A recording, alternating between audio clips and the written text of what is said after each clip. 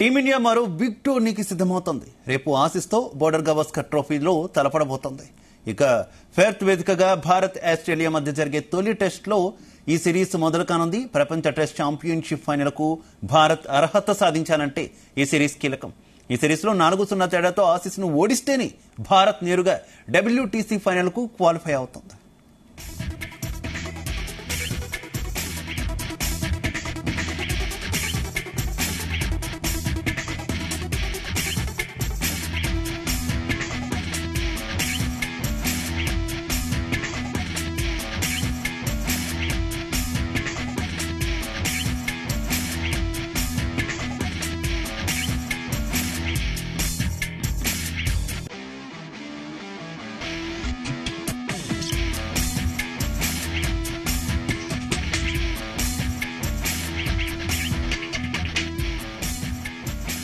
పెర్త్లోని ఆప్టస్ స్టేడియంలో టీమిండియాకు పేలవ రికార్డు ఉంది.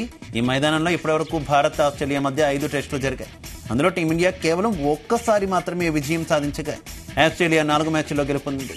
చివరిగా భారత్ 2018 పర్యటనలో ఈ స్టేడియంలో టెస్ట్ మ్యాచ్ ఆడింది. ఈ మ్యాచ్లో 146 పరుగుల తేడాతో భారత్ ఓటమి చవిచూసింది.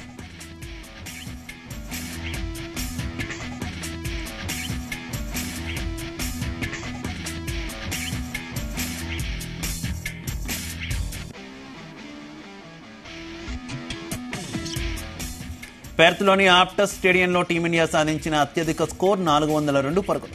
1977లో ఆస్ట్రేలియాతో జరిగిన టెస్టులో టీమిండియా తమ మొదటి ఇన్నింగ్స్లో 402 పరుగులు నమోదు చేసింది. ఈ వేదికలో భారత్ అత్యల్ప స్కోర్ 141 పరుగులుగా ఉంది. 2018లో ఆసీస్తో జరిగిన టెస్ట్ సెకండ్ ఇన్నింగ్స్లో 141 పరుగులకు మెన్ ఇన్ బ్లూ ఆల్అవుట్ అయింది.